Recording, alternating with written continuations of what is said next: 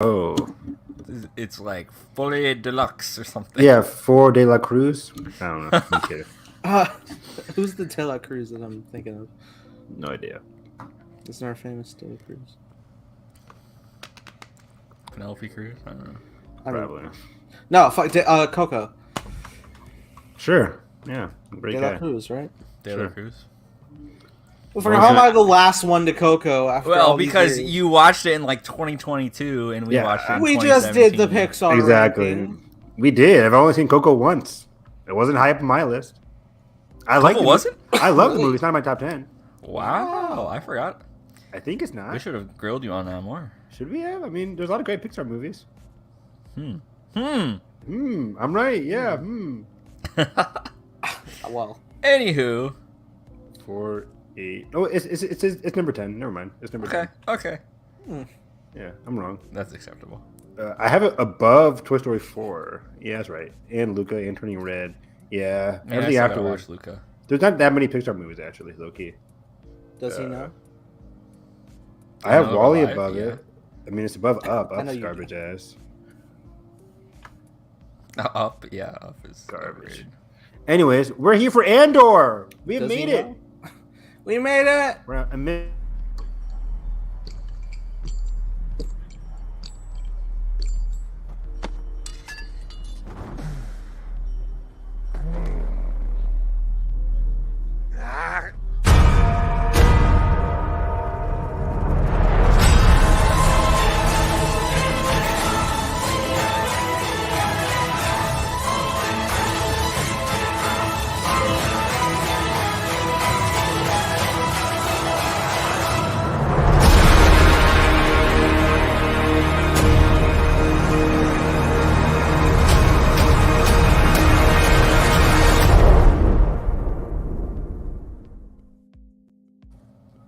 Woo! 10 times I committed to that intro, and 10 times it's too loud. But You know it's I too think it's loud? perfect volume. Yeah, but it's pretty good. at least my headphones. In comparison to your guys' audio, it's throws me off. But all right, if it's good for you, it's good enough for me. Welcome everybody back to episode number 79. We still haven't crossed the goddamn threshold of 80. I was like double checking. I was like, are we sure it's not 80? Damn. Did we just do 79? But all right, we're here with episode number 79 of Hyperspace Hype to discuss the last two episodes of the best Disney Plus show, probably. Easily. Marvel Studio. No. It is. Moon Knight. Oh, shit. It's Willow, baby! I need to check out Willow. It's Hawkeye. It is. Hawkeye was fun. But yes, we're I here like to talk Hawkeye. about Andor. Very exciting. Joining us today, we got Evan. I'm excited to be here. It's funny. I think we started Hyperspace Hype episode late 60s for Andor.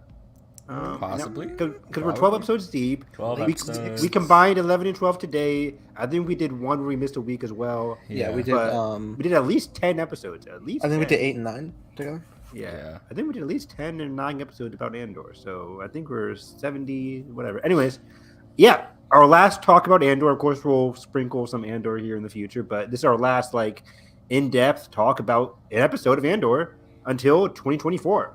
It's been an incredible run. I love the season so much, and I can't wait to talk about the penultimate episode and the finale, which were both incredible. That's me. Carson also joining us. Sorry, I was just opening Disney Plus and it was like, your plan will increase to $10.99 a month. Every time. And I'm like, don't remind me. I didn't get Thank you, that. capitalism. Anywho, yeah, this has been a blast to react to the show every week and just experience it. It's something that I've been very excited about. Hasn't it been like 4 years in the making at this point since it's been announced? And gosh, it could have turned out any better. I'm so thrilled with this first season, and the last two episodes are no exception. Character work is off the charts. The score literally incorporated into the fucking in-universe music, everything, man. I could talk about this show all day. So I'm very excited to dive into these last two, and sad at the same time, bittersweet. 2 years, we'll have to wait. Thank God this fucking crap wars is over. Fuck. Thank The God. mid wars. Fucking screws and bricks. Not in my Star War. Oh boy, we're bringing that Still up. the funniest video. Yeah, and we're only, I think, a little over a month now until Bad Batch. I think Bad Batch is January 6th. January Yeah, like 4. January. 4? Yeah. Yeah, 6 is a Friday. 4 is a Wednesday. You're right. Wednesday. I I know don't that know because calendar off the top of my head. I know that because of my school schedule. I have Christmas break from the 22nd to like January 9th or whatever, so it's great. Okay. Anyways, let's talk about the Daughters of Ferrix, the penultimate episode of Andor. Or the alternate title, Genevieve O'Reilly gets nominated for an Emmy. Oh, because of her she has some great fucking scene with Vel. here. It's a great scene. Yeah, it's a great scene.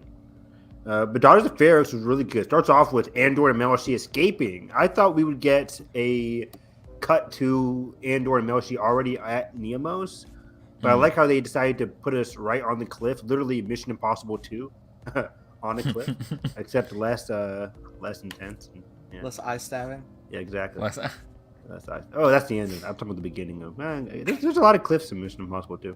The after before. Yeah. I'm talking about the prologue where he's climbing with his glasses. He takes the glasses off, and the God, intro the music plays. is so Bum, bum, bum. Guitar version. Exactly, yeah. Mission Impossible 2, what was that, John Woo production? Right. Yes. Anyways, There are commentaries. I cannot wait. Those movies are blast and a half, one could say. But yeah, this was a very tense scene on the cliff with Andor and Melshi. Melshi's like, tell me when they're leaving. They're leaving. That's pretty much it. All right. And then we cut to the reveal. Big reveal, episode 11. We had our theories. What's going to happen with Marva? I think we thought in the finale we'll have Marva passing away. Cassian's going to be there.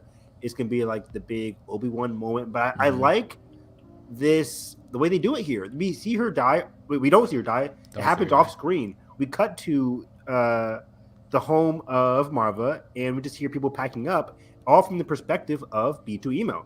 And he's seeing people... his glass is like rattling. It's like he's like physically getting nervous and like depressed. Yeah, that's what I picked up on this rewatch. I'm like, oh wow, like it's very heightened the way like everything's rattling inside B2 Emo. Brasso puts his arm on him, hits his hand on him, and says like, "It's time to go, buddy." And he says, "I don't want to be alone. I want to be with Marva." It's a very emotional moment, and people in the background are talking about like, we'll leave the bedding for Cassian. He'll want to be here. He should be here for Marva. So we're already setting up like Marva has passed away off screen. Cassian is not here, and this was very surprising. And sorry, I was just great. Thank you guys. Great podcast. Let's go, baby. Oh, big whoop! Fucking been there. No, I'm just scrolling through the episode again, and I'm like, I got caught up in the emotion, so I stopped paying attention. But gosh, I think it is a smart move. Like it's almost like fits the tone of the show better that we don't see it, because it's like Cassian doesn't. Like there's just so much casualty and just casual casualty, if that makes sense, in the era of the Empire. Casualty for Cassian Andor. Say that one twice. Cassian Andor. But gosh, I did not expect, like, because I was like, when we left Ferrix after the first arc, I was like, man, I hope we come back, because I'm like, oh, are we like leaving Bix already? Are we doing all these things? But like to see how it's like the heart of the show almost, location wise, is so perfect. I agree. This was pretty much that's why I like Andor so much. It had Lethal. It had season 1 Lethal energy. You know, at the end of season 1, Ezra, which takes place about the same time as Andor, 5 years before. Crazy to think about.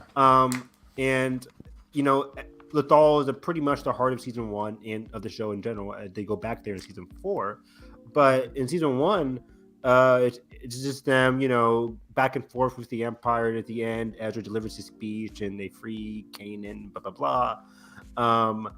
But this one, it's very rousing as well, where people are having their, like we talked about in the previous episodes down the road, or few weeks back about individual rebellions, and that's Yeah. what this show is all about: individual rebellions, individual acts of defiance against the Empire in their own individual way. Spoken from Marva, who says like, they can't escape my mind. My mind's like one of the only places where I'm truly free, and I can do what I need to do what I need to.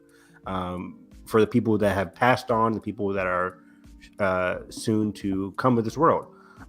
So it was a very, very great quote from Marva, and it continues in the penultimate episode and the finale, where she delivers another speech. But everyone just sneaking around Ferrix too, like Mhm. you can sort of feel that everyone's individual rebellion, the tension obviously building up to the funeral scene.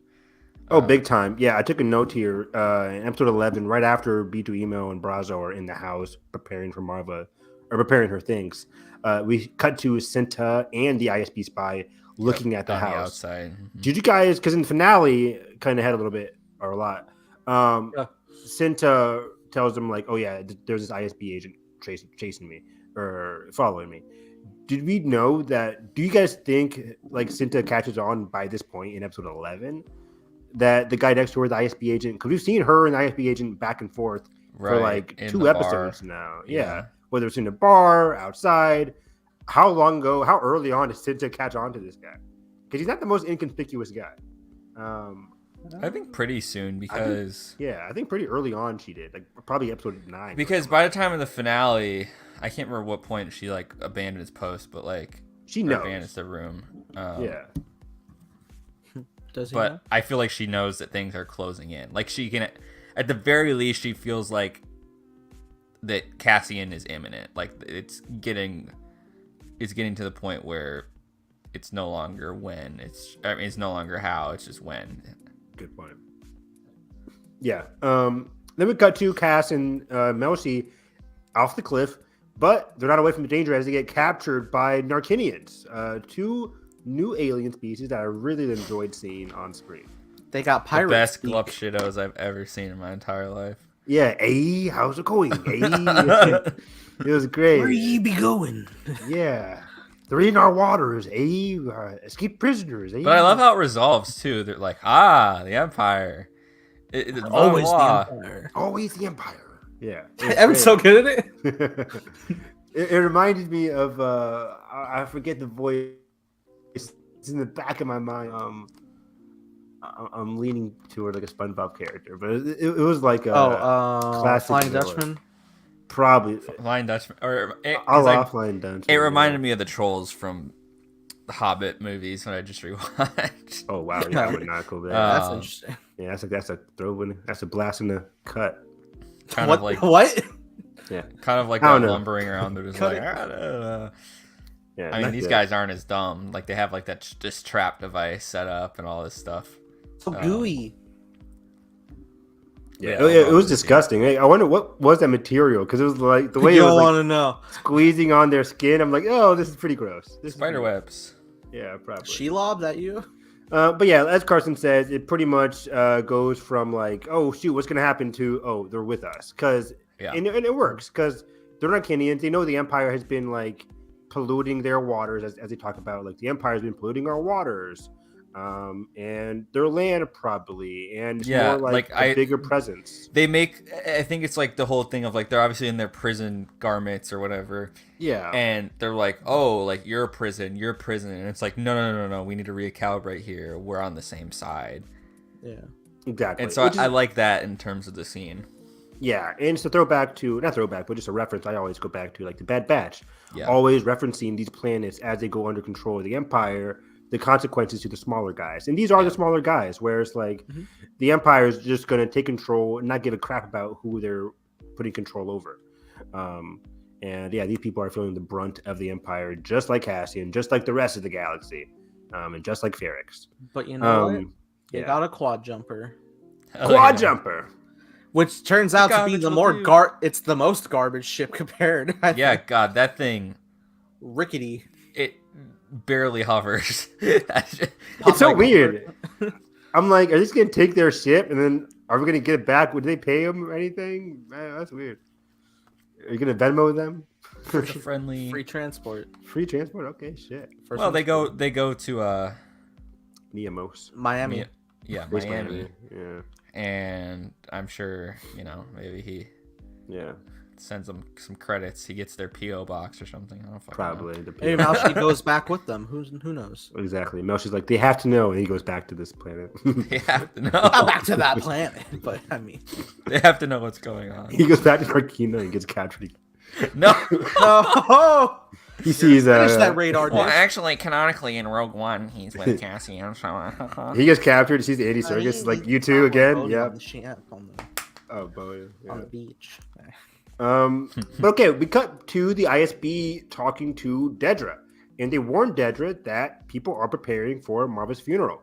They're like, what should we do? We should probably not have them have their funeral. But then Dedra's like, no. Actually, she leans in and says, I want a funeral. And the ISB pretty much are caught by surprise. They're like, oh, you want the funeral?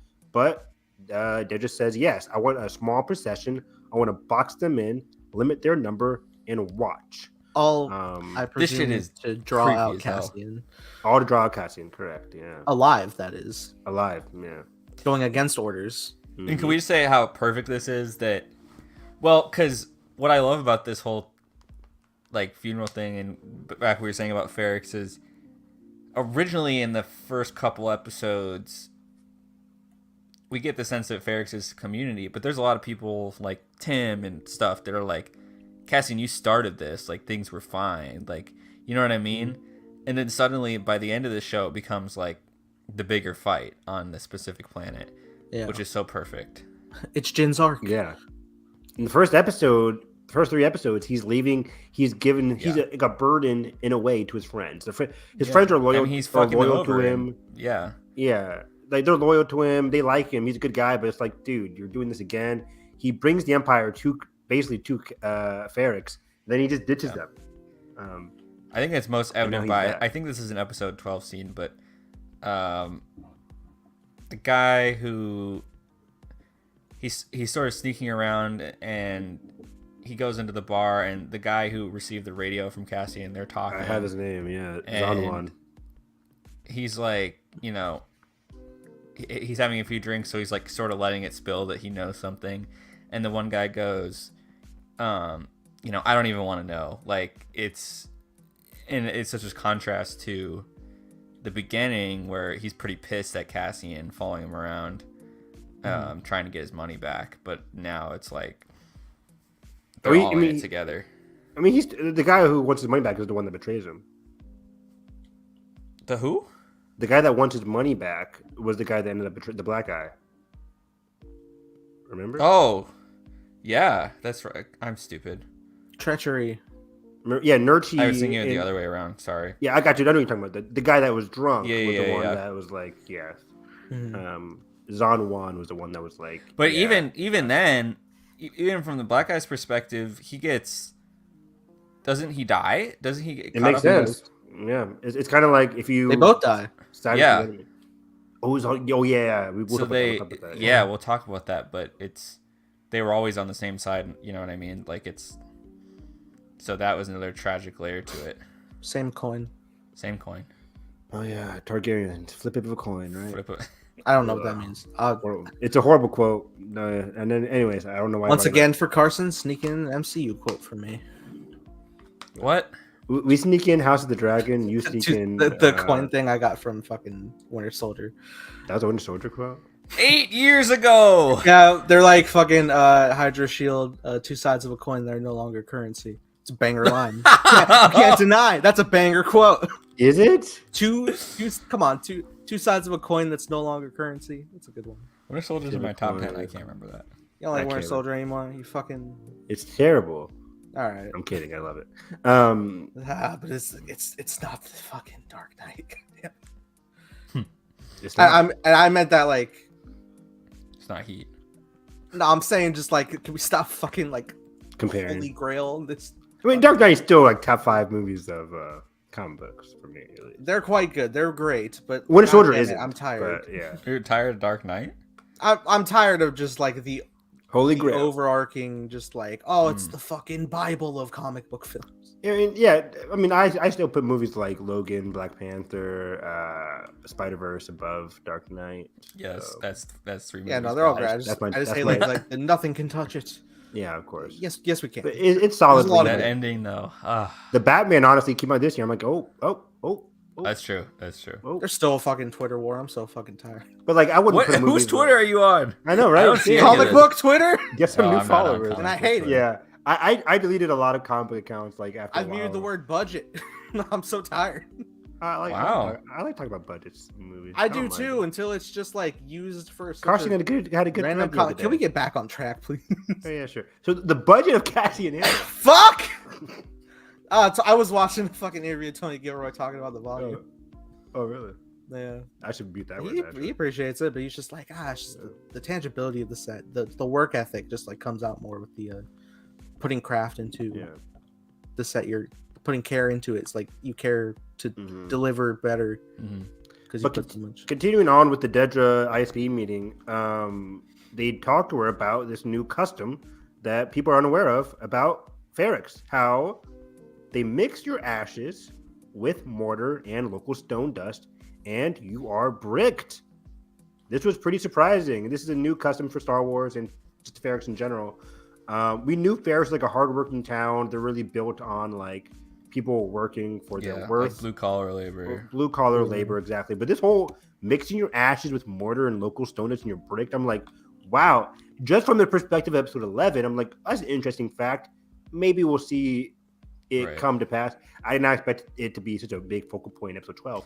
But yeah, this was very weird and interesting. Well, it makes total culture. sense too in terms of like every different planet essentially having their culture suppressed. Yeah. Any sense of individuality, and then it sort of becomes the pinnacle of like, this is us. You can't take this away from us. Yeah, exactly. You can't take us away from our city, as we're literally cemented into the city itself. Yeah, Which is crazy. that's I love. It's so Ferrix. It's so Star Wars. It's just Yeah. wow. It's really cool culture. That's so Ferrix. Yeah, I mean, that's what I love this city. Just I'm like gonna put in my to will right now. Request to be bricked. I want to be bricked. That's awesome. I think this gotta is an say. existing term, and I don't think you're gonna want this term. No, I'm aware. That's why I keep saying Yeah. it. You fucking all right.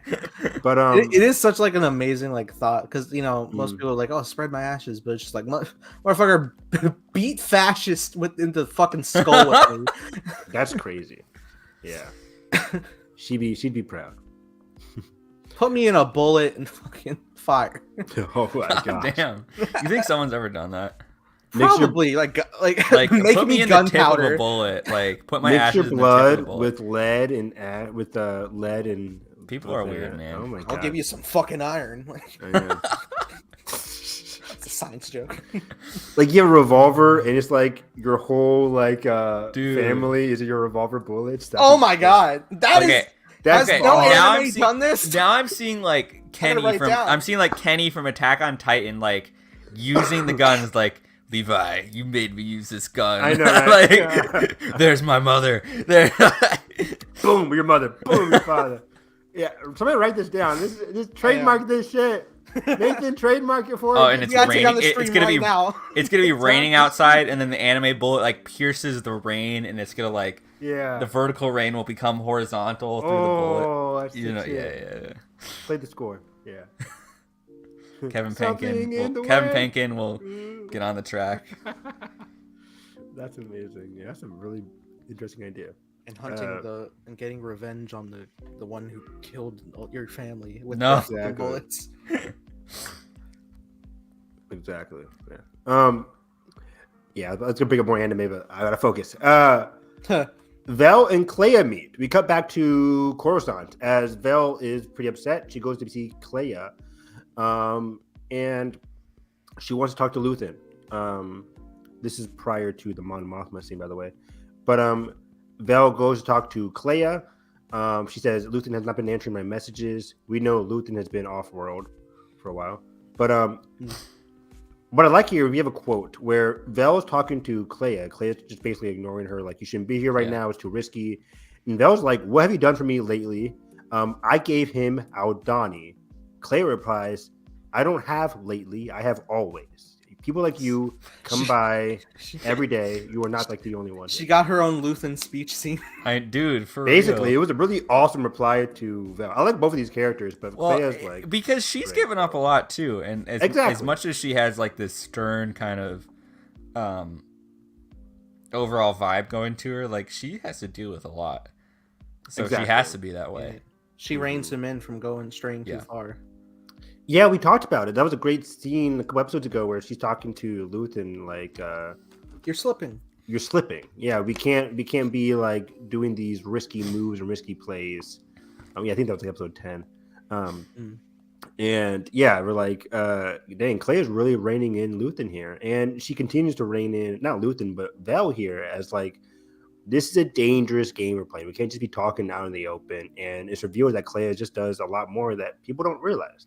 Even though she's at the shop a lot, she's not in the action. She still's like the one communicating with Bix, communicating with Vel, communicating with Luthen. And as we know, communication alone is super risky, as you can get caught, like Bix did.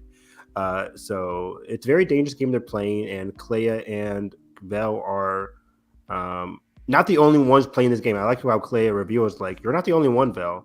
Just because, in kind of talking to the audience, like, just because you haven't seen somebody come into our shop, we get people like Vel every single day. This rebellion is struggling. Like, people are coming in asking Luthen for help, probably every day, you can assume. And Luthen just has to say, like, maybe next time. No, it's like, we're not as organized as we need to be here. And we'll talk about it later. Well, and she's kind of knocking her, like, you have a privilege, Vel. You can, you have a life that you can masquerade under. Great point. Yeah, I forgot about that. Yeah. You can go back to Mon Mothma's apartment. Not all of us have that luxury right now. Because think how crazy it is that she went from Aldhani to be able to just go back to Coruscant. Like, that's insane to think about on paper. Couldn't be Cinta. Cinta went straight from Aldhani straight to Ferrix and just stayed there. Yeah. Her life is a mission. Yeah, not to mention that's part of Vel's arc too, of like, yeah, she's committed, but also she's like, she's half in, half out. Which is why I love Vel so fucking much. Which is, she's like, oh, like, you know, what about love? What about these things? And Cinder's like, hold up, I told you my thing with this. And then you see, and then obviously with Clea here, it's like, it's not all about your personal, like, oh, Luthen didn't pick up the phone. Like, we got shit going on. Yeah, let's stick with, I'm going to skip over some scenes, but I want to stick with Vel here, because you guys are right. Like, Vel has always been that character that's in, half out. And I think there's a couple episodes prior where after getting told by Cinta, like, I'm sorry, but the mission comes first, she goes to Mon, and she was like, hey, Mon, like, we have to do the mission. We have to do the mission. Cut to, and we kind of knew, like, Vel was trying to convince herself that what Cinta told her was right, even though she doesn't believe it. But cut to episode 11 here, where, she gets told by Clea, like, you're not the only one. Go on, do your own thing.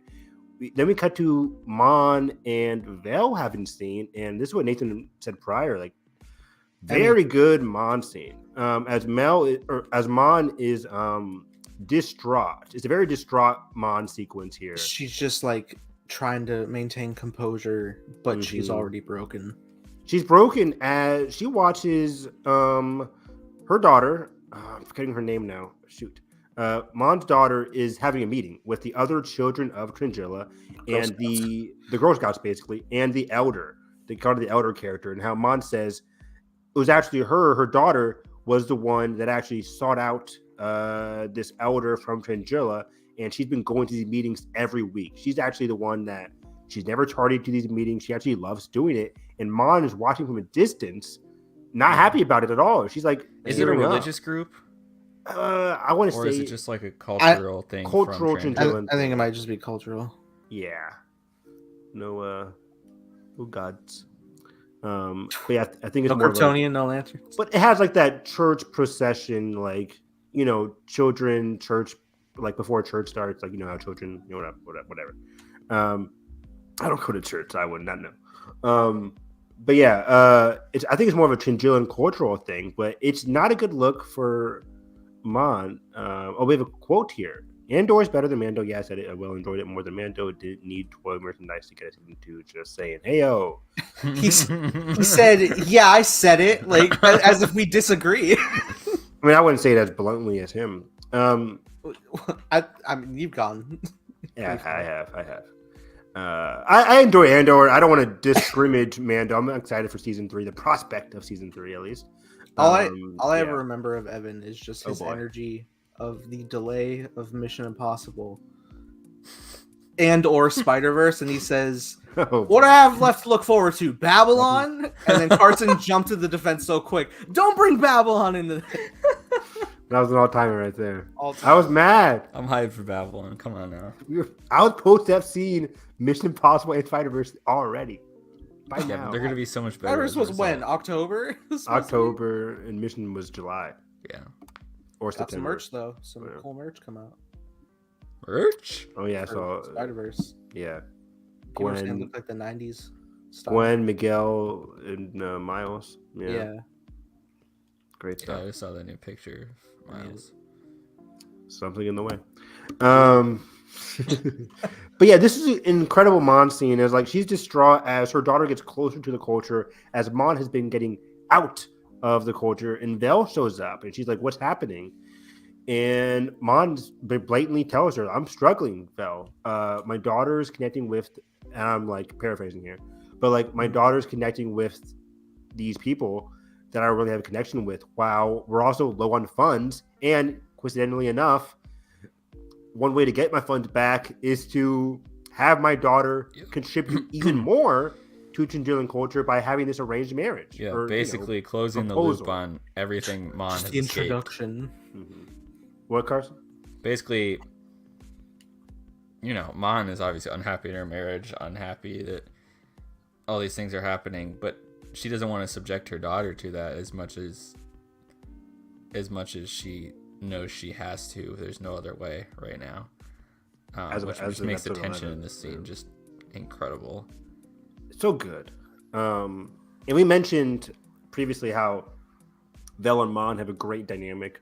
Like when they were first revealed as cousins, and they're This kind is of the first like time their Mon has side just stuff. plainly said everything. By the way, like I was about to mention that. So this is the first time Mon is blatantly telling her about she is discouraged. Luke. Like she's just like, well, like a few months ago, blah blah blah blah, approached me, and here we are, and it's I'm big sad. dreadful right now. Yeah, it really is this big sad scene of her just spilling everything. Exactly. I took notes on And that. she brings up Aldani, which she is still unaware Fel was a part of.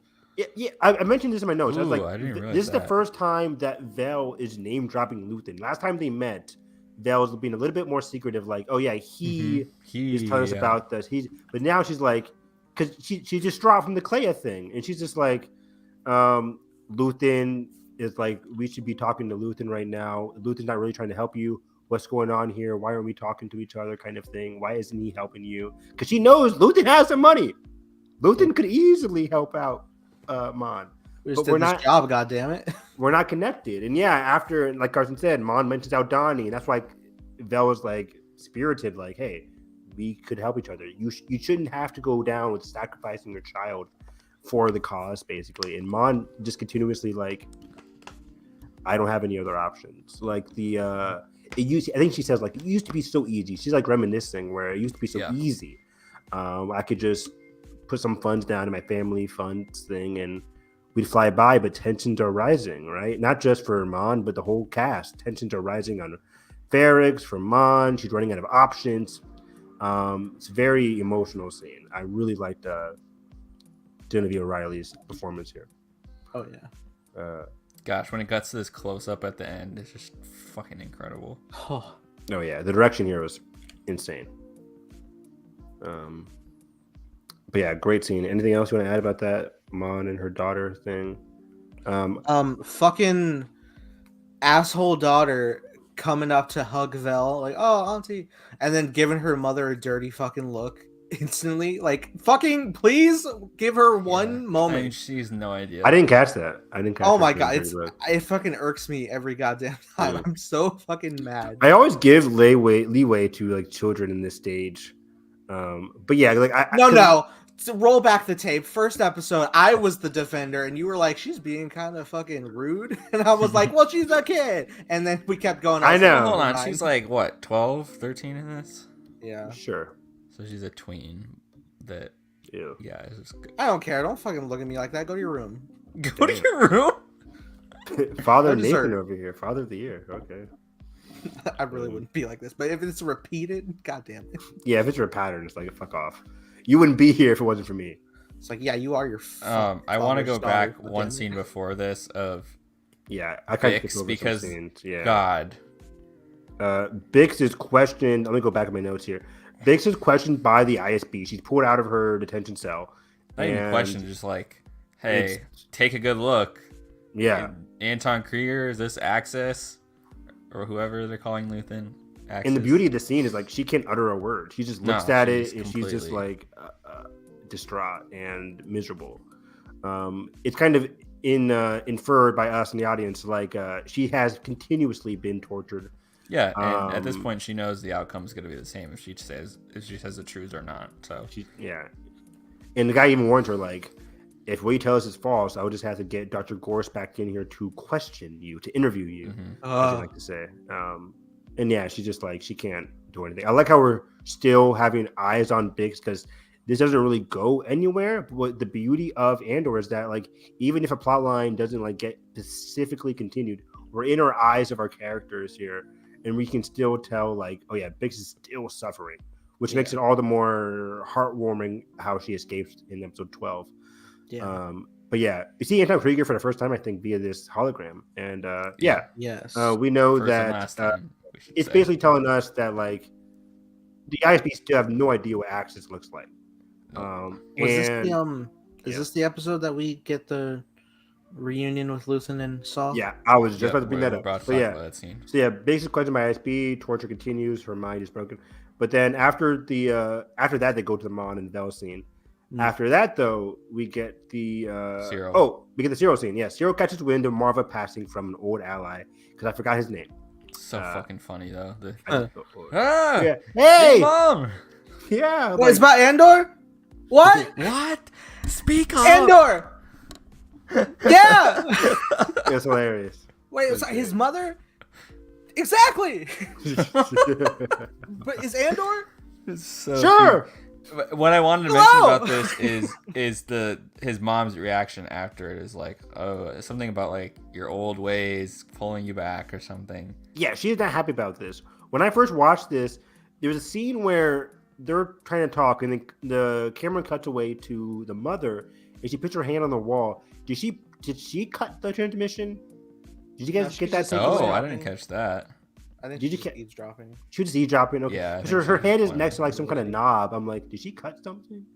But I haven't gone back to specifically watch that scene. I do remember like one more thing before Cyril leaves for Ferrix. He does sneak back in and steal something from her vault. In episode 12? 11 or 12. Hmm. It's like 30 seconds. It's probably like I some don't know money, when that is. money to leave. But then Cassian gets his money off of Space like something Miami. And then we get the Saw Luthen and Saw, and yeah. Luthen scene. So this is a great scene. Saul's Luthen got meets some with X Saul. things, man. You want to share? Oh, I know, right? Luthen meets with Saul and discusses the Krieger situation. And that's basically all I wrote because I don't have much to say. But like this whole scene in general, just very intense, very they interesting. can't even trust each other. It's like Saw, like, well, what do you mean? Like, What's so funny? It's the most Saw scene I've seen. oh, 100%. It's totally, yeah. Forrest Whitaker is on fire during the scene because it starts off. We get there and I'm thinking like, okay, Luthen's telling him like how it's not going to work out for Krieger, but Saul is ready to help Krieger, which is the exact opposite of what happened in the last He's meeting. like, okay, I'll take the weapons. The last I meeting, don't have we're that like, anymore. she's like, I don't want to help out Krieger. Fuck that guy, basically.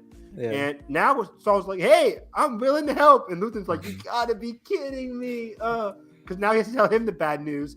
But I like the way Right. Luthen tells bad news. But is, he knows that he probably would have lost Saw too, and then he's Exactly. like, he uses that to his advantage to talk about everything Mhm. else. He gets to his advantage and he kind of shares the blame. Where he's Yeah. like, so, funny thing is, don't go there. why not, buddy? And Luthen's like, okay, I know from a friend, a credible source, they're gonna get got. Basically, how do you know this? I can't tell you that. I can't tell you that. God, it's dialogue. It's so good because Saul's like slowly, in the way his eye is moving around the room, and he's like, "Wait, so Krieger's going to get hit by the ISB and we can't do anything?" And Luthen tells him straight up, one, we could do something and ISB will know that they have a leak, and I'll lose my source. Or two, we do nothing, ISB takes it as a win, we continue doing our thing. But there was a great part where he starts to call but you weren't there. But you have people. You go from everywhere. Are they here? Who is it? Who? It's Tubes. What? Nani? Tubes is like, what the fuck? That's nonsense. Heresy. Not Tubes catching strays. And doesn't Luthen pull a gun on him at one point? Ooh, does he? Yeah, he brings Tubes in, and then he pulls Saw's blaster. And which Yeah. made Saw fucking laugh because he's so deranged. Yeah, he's like, what are you gonna do? You'll never leave here alive. And yeah, he's like, never leave her alive. Luthen's like, I don't plan on leaving. I don't plan on threatening you. This is just a thing, like, calm down. Make you listen. I'm not leaving. I'm not here to argue. I'm just saying, here's our choice. And like I said earlier. Oh, I love he says, if I was ISB, why wouldn't I just send you out there? Yeah, exactly. Right?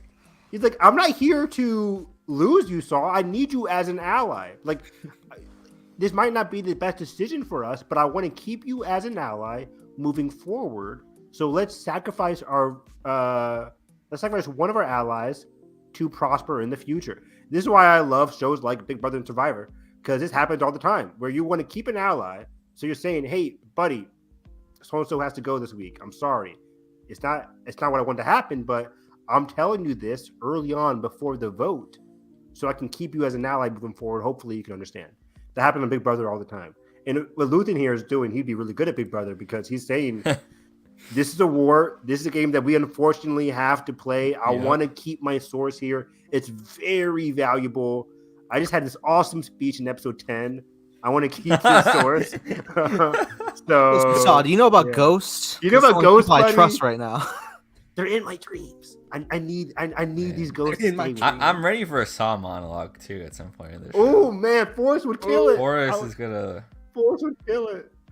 I fast forwarding ahead by a lot. I think as Cassian in season 2 is growing to become a leader, he's going to be hit with a lot of different people. Luthen, yes. When he eventually meets Mon, yes. Yeah. But Saul as well. When I think Cassian's going to meet Saul. I hope he gets a Bail scene. And I think, I love Bail too. Like, there's so many leader figures in the rebellion that are going to rub off on Cassian and see how he crafts the person that we see in Rogue One. That I think I can't wait to see Cassian meet Saul and be like, oh, there's a person like Luthen, but a little bit more deranged. How is Cassian going to work around that?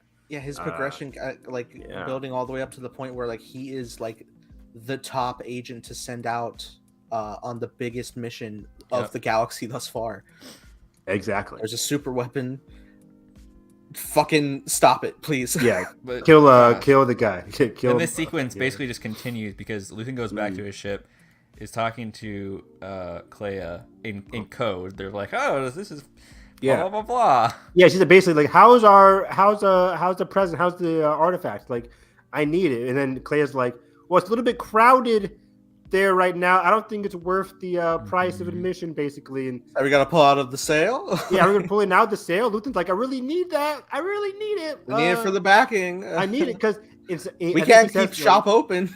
We can't keep shop open. If somebody takes it, then that could be very dangerous for us. Basically, like, if Cassian gets captured and rats us out, we're screwed. We got to kill Cassian because Luthen's still on the killing Cassian train. But yeah, goddamn. The transmission cuts through into this peak action scene of the season. Very Rebels. Very Rebels, yeah. And I always love like the underdog, like, but also simultaneously he was never the underdog in the scene because he's so prepared. Like, It's so fucking cool when he switches all these gadgets on, like charges up the thing and like even just from the start, like pull me an identification code from Alderaan Alderaan. ID. Like That's so fucking awesome. It's like, oh, spin the wheel, Autoron. Sure, whatever. Yeah. I don't give a fuck. Yeah, I mean they don't have weapons. Fucking what are you gonna do? Shoot let's me? go Autoron. and this ship is so cool. Like I didn't just think I could love like this the ship more, and then they were like, "Oh, you got a tractor beam, motherfucker? Take this." What's so cool about it is we get the perspective of the crap. I don't know what they're called, but I think it's like Imperial communication- Patrol. Imperial Communication Patrol, Imperial basically border patrol because they're Yeah, over the yeah, planet. yeah. They're over the planet. And he says like we get a lot of partisan activity here, Yeah, which he is says true. this is a piracy zone. Piracy zone because Oh, but sure, be just careful. met Saul. Yeah, Luthen just met Saul, so it's like they're right that this is a Yeah, I dangerous wonder area. if they saw us to run at this point. I wonder if they. It looks like they were already like on the move. Yeah, probably. Yeah, probably. Yeah, probably. But yeah, what I like about it is that they're waiting for the ID and it comes Nathan, through I got Alderaan. What? Continue. You Well, both said yeah, probably, and then I came in like, yeah, probably. But it comes through and they get the Alderaan ID. It's like it says Alderaan. It checks out, and the guy's like, "I don't care. I want some practice. We could use the practice. We could use the practice." Like, okay, you're gonna get some practice, buddy. It doesn't go the way they think. some yeah. practice this ratio. Fuck damn this. Practice. I Basically, mean, how this scene goes. Stop it. It's so good. Just like the way the sound design is so good when it hits the radar. Just like, Yeah. So what did he unleash on the? I think tractor just- ray? Basically, just- scrap metal. yeah, shrapnel. Box just scraps. in a And cave. then that hits it. He came from a cave. He just got That out of a hits it. cave. He gets out. He like loops around, I and then know. they send out the fighters. Then simultaneously, he's preparing a weapon to take out those fighters, and the hyperspace thing is going as he's getting the coordinates, and then he takes off. And he's Yeah, charging up. He slices the Big old laser, ATs in half. which we or the theorized A5. Cassian was piloting in the trailer. Yeah, we always I thought that know. was Cassian. I wish we didn't see those lasers in that one trailer. No, why? Yeah. would That'd they been do it? so crazy to be like, oh, I was waiting for it during the whole Aldani mission. me too, and it never popped up. But yeah, this was an awesome escape sequence. I love the action. It was intense. It was really cool. You always love it when the Imperials are made idiots. Like we said, very rebels because the Imperials are basically like idiots in that show, minus Thrawn, or including Thrawn if you want to go that far. Thrawn appearing. Season 2. I hope I Possible. would like a Krennic. A Krennic would be nice. There's some Ben I'll Mendelsohn. take a Galen. Galen would be nice. Oh. Barabody. I think Galen's still chilling with the fam at this point, No. right? Yeah, I mean, at the end of Catalyst, Yeah. Well, okay. He yeah, I moves to that planet. He's been in that planet for a long he's time. been there. Yeah. don't- Oh, so he's in farm mode right now. He's in farm mode. Okay. He's yeah. chilling, He's- chilling, minding his business. Hey, Saul's got fucking radio to him. Yeah, probably. Yes. But let's talk about this last scene of the John. episode where Cassian finds out. That Nothing Marva big, has right? passed. But nothing big, right? Yeah, nothing major. What a beautifully shot scene. It's Oh so my peak. god. Like, and he just like sort of He takes it in. internalizes it and like Mhm. goes over and then like is like completely distraught, but like still having that conversation instead of acknowledging it, and it's like It's so good. hurts. He doesn't say it like, oh, like he doesn't Yeah. go on his knees or No, anything. no, no. He internalizes it. He takes it in. I think this is the moment because he just Mm. feeling like, you know, he obviously comes back and says directly, just like, I shouldn't have left. I should like been there for, and I think all of that is running through his brain all of this time. And clearly she was just like so heartfelt for the rebellion. And at the same time, while he's processing her death, Maushi's right there saying, they have to know about this. Like, we have to tell people what's going on. So just, all that's stirring together in him, I think, is really. Just and I like, love all the right, line here of we like go. all this space, all this fresh air feels like a dream, doesn't it? And Cassian's just starting to. It's a full circle moment to when he escaped to this planet and thought he could just continue on, but no, like nobody can continue on, and now he feels this guilt for not taking Marva and going somewhere right away. And even so, he was gonna come back, but Yeah, but also he got once captured. again, hatred for the Empire. They took his last possible moments of time away from doing so by locking him Right. up. For nothing. That's the pain of it all, right? I think that's the pain and the guilt and the trauma of it all. Is he thinks back to that last scene he had with Marva, and it was an argument about like the Yes. path that he should go on to. And what I love that we talked about in episode 7 was that, like, despite the argument they have and they go their separate ways, Marva still understands. She still sympathizes with his current path. She says, I know you don't understand what I'm talking about in terms of rebellion, in terms of like rebellion against the Empire, but I know you will one day. And that's like their last words. Oh, and then the fucking thing when he meets Brazo in the tunnel in episode 12 and he gives him the last message that she said. Yeah. Oh. It hits. So that this scene builds to that as well, in my opinion. Exactly. We get a beautiful wide shot. Them on the beach. The sun is setting. It's just Very, very Rogue One parallel. big time. Oh, gosh. Star Wars and the Horizons. Star Wars and the Horizons. I love Horizons in anything, any Yeah, movie. anything. There was a great Horizon shot in Banshees of Inisherin. Oh yeah. Well, Evan, you're gonna love time. I can say about anything. But we keep mentioning it. Let's talk about the finale. Let's close it out here, boys. The end of it all. End of an era. Not much, man. Kind of Not much. Pretty awful Wow, finale. kind of Pretty slow. Fucking CGI 20 minutes. CGI. Disney, really? CGI fight. Yeah. Lots of. Andor had to fight a bigger Andor. But man, yeah, this finale I'm guilty was of enjoying this shit. incredible. Yeah, me too. I like the Black Panther third act. Shoot me. Anyways, They found the background like Moon Knight. I like the Moon Knight finale too. Yeah, this finale was incredible. It was building tension. Like this show was all about building tension, but this finale in particular really delved into like the stakes of individual characters, how like the tension is rising for them individually, and it just explodes literally. It was incredible. We start off here with Dedra at night arriving on Ferrix with the full backing of the what are they called? Dark Troopers? What are they called again? Yeah. Am I right? Dark Troopers? Is that it? Death Troopers. Death Death Troopers. Troopers. Yeah, it sounds cooler. Death Troopers. Even though they suck in everything they've been in.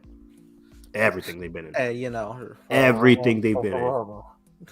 They're terrible. I think voice. did they kill somebody in Rogue One? That's about it.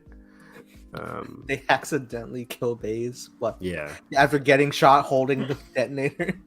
for like 5 minutes. Yeah. I mean, they took out a number of. My favorite is remembering the one guy just like, I'm going for the switch. And he goes, Boom. dies. Dead. I remember that they're in Rebels season 3. I want to say They're Thrawn's dudes, right? Thrawn's dude, and they still suck. They just suck. Anyways, tensions continue to build as Pac's son, I forget his name here, but Pac's son builds a bomb. I think this confirms that Pac has already died. Is that true? Has he already been hanged? Probably. Yeah, I'm certain. Off screen. I think that's also why he has the hologram. The owner of the hologram. shop, right? Yeah, Pac. Yeah. I think he's been hanged off screen. Because we heard an ISB agent say, like, I want to hang his ass. Yeah. Like, okay, shit. Hanged, hung. That's what I assumed immediately when he was sort of just lurking in the background, and that was going on. But I I like how wasn't sure what he was, but I thought he was maybe building a blaster to pull out. Just the way he was like screwing in tubes. It was like, oh shit, whoa. yeah. It fucking works tenfold. We'll get to that. Yeah, he's literally building a bomb that's going to explode in the finale in the sense of like, so much XP and money to collect from that explosion. oh my gosh. I'm playing Kingdom Hearts. But let me see Bix. Cut to Bix seen like shivering in her holding cell. Just continuing to tell us like it's freezing here. It's continuing to tell us that Bix is just in a desperate situation. Not really much words are spoken. It's just like we cut to Bix and that's about it. But then we get Zan Wan walking up to Brazo after Brazo finishes his shift at night, and he tells Brazo that Cassian now knows about Marva. And Roger's like, oh shit, we shouldn't be telling anybody this. You shouldn't be telling They're me. talking very open right now. Very out and open. And Roger's like, let's head into this bar. And he says like, yeah, I told Cassian, and Roger's They like, said Cassian like 5 times. it's like 6 to 5 times. It's crazy. And Roger's like, did you tell him not to come here because it's pretty hot here? And Don Juan is like, well, I don't think he really heard that. It was kind of like a bad communication, but I did tell him he does know that Marva has died. So I think they're expecting Cassian to come. Mm-hmm. But Black Guy, Nurchi, shows up. Mm-hmm. And he tells Don Juan, because he kind of overhears it as well, because they're not really hiding it the best. Like, let's get some drinks. Let's get some drinks and talk about what's going on for the day. And cut to Don Juan getting a little bit drunk and talking about Cassian. And Nurchi is like, man, it really sucks that Cassian's not here for Marva's funeral. It just sucks that he doesn't know, right? And Don Juan's like, well, we don't know about that. Motherfucker's poker face is non-existent. Awful. He'd suck it among us.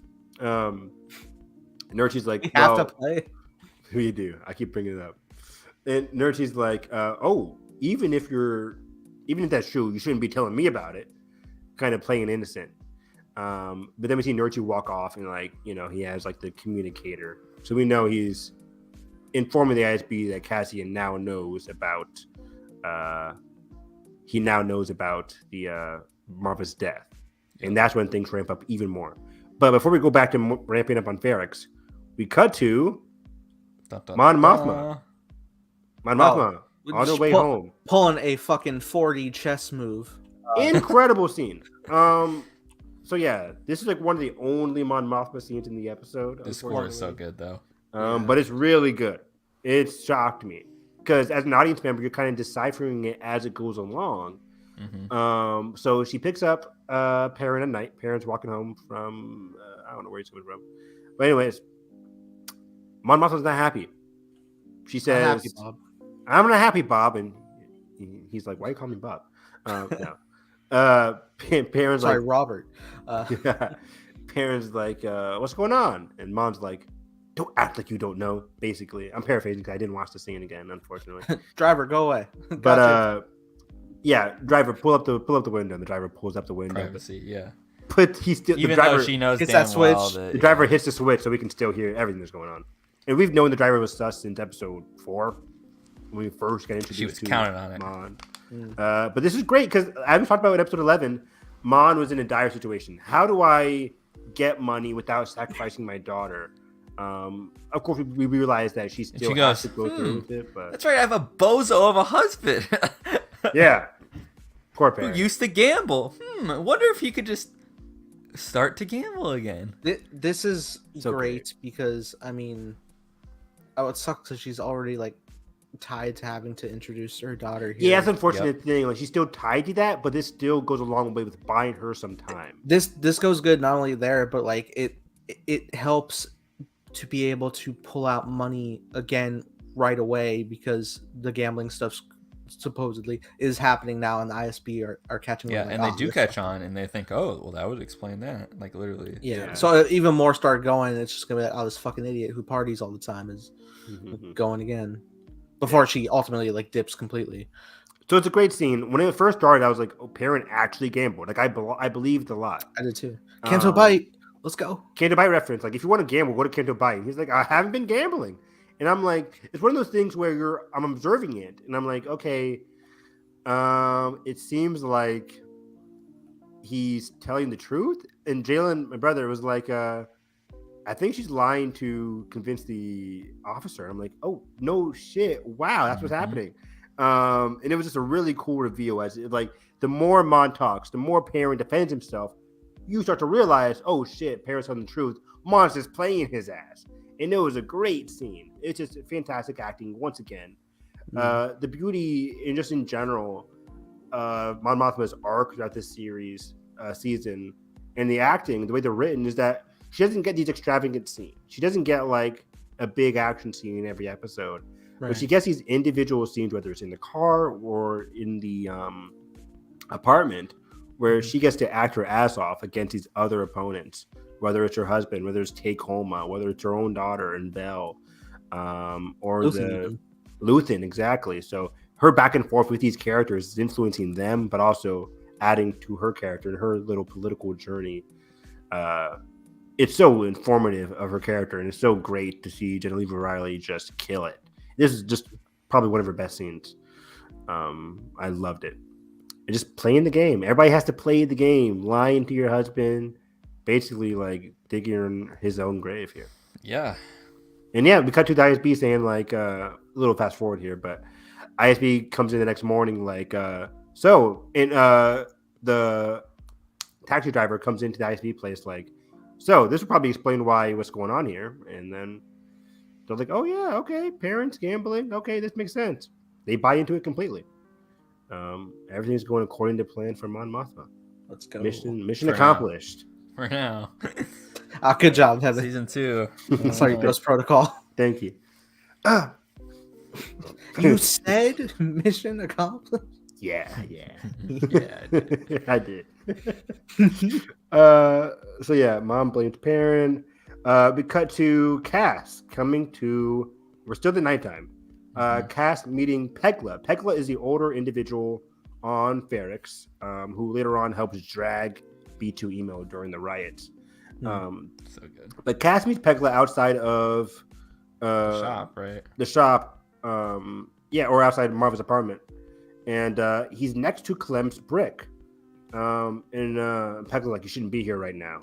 Or actually, I think we get the Clem flashback, then we get the Pegla. Then we get the But yeah, anyways, let me go to the flashback real quick because Cassian flashback to a great flashback with Clem, adding so much to Clem and Cassian's ideals here. Mm-hmm. When Clem is talking about washing some parts, and I have the quote here where he says at the end, "People don't look down to where they should; they look past the rust, but not us. We see a lot more possibilities." There's more of us, Poe. There's more of us. Yeah, I mean, yeah. And what I like here is he's talking about, just everyday people, but in the context of the show, he's talking about the Empire.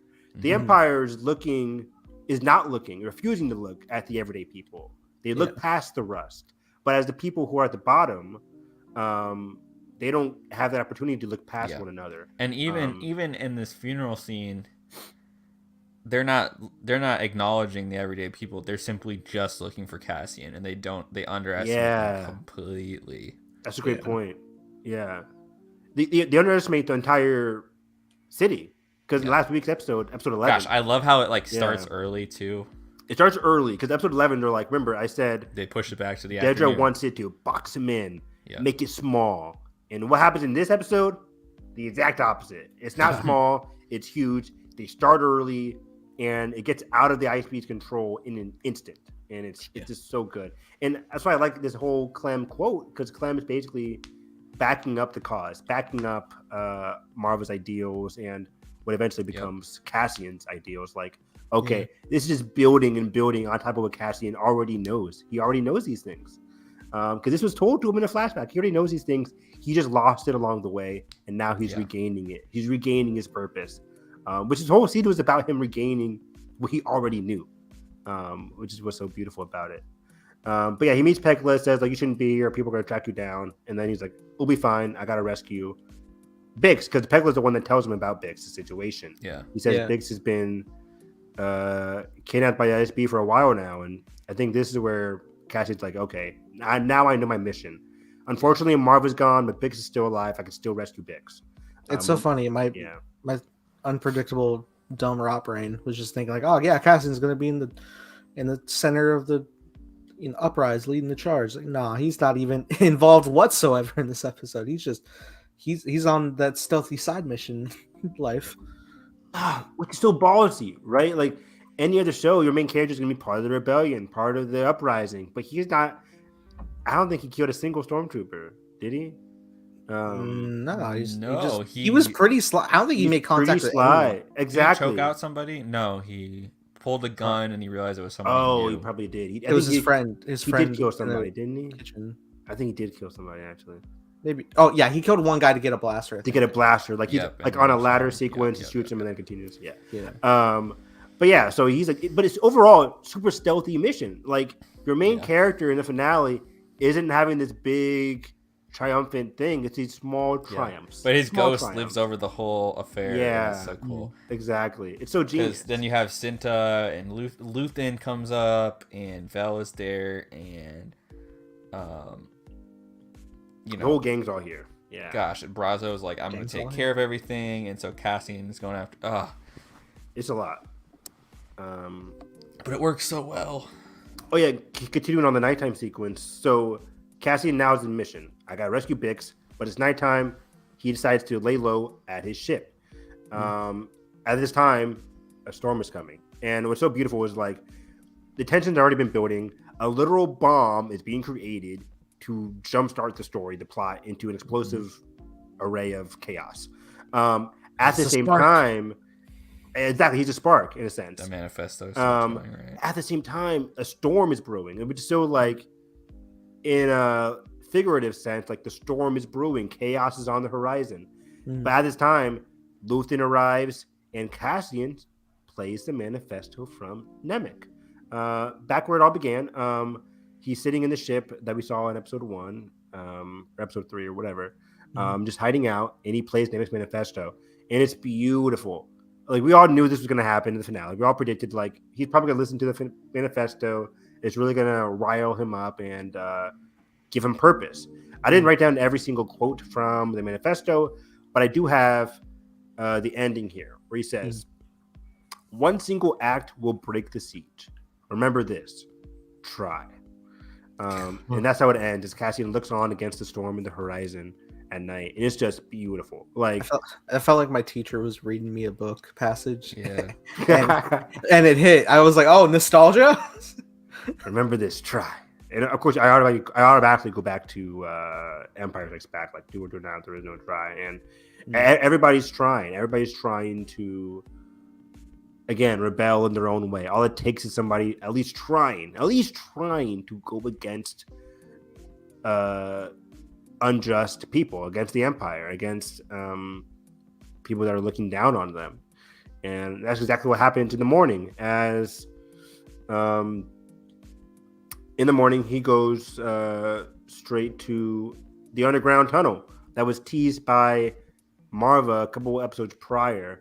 As Marva's like, or people tell, like, I think it was Bix and Brazo saying, like, oh yeah, Marva's been trying to open up the door underneath the hotel. We're like, oh shoot, Cassian's gonna go underneath the hotel and rescue Bix, and it'll be chaos. And Cassian doesn't end up helping out the rebellion or the riot, but he does end up using it to help out Bix, which was very cool. But here we get the words from Brazo. Brazo meets Cassian underneath the hotel in the sewer drain here. And this is another super touching scene. As Carson mentioned earlier, super heartwarming scene as Brazo has memorized Marva's last words to Cassian. This is when the episode really hit me into gear. It hits so much. Again, I don't have the full quote, but I do have the ending where he says, Marva wanted to tell you, Cassian. Cut to, he knows everything he needs to know and everything he needs to feel. And when the day comes when they come together, he'll be an unstoppable force for good. He wanted to tell you that also that you're like, I forget that quote, but it's like, whatever you do wrong, I don't care. I forget that quote. You guys know what I'm talking about? Like, you're more than anything you could possibly do wrong. Yes. Or I love you more than anything, any wrong you could possibly do. Something like that. Which is just, of course, like, go to Ben Solo. I'm like, Yeah, but, it's a changing moment of, like, all these things that he's been burdened by from his past and hanging on to. He sort of gets this clarity forward from Marva in this scene. Exactly. That's the big turning point for Cassian. We talked about the Nemec Manifesto, how that's riling him up.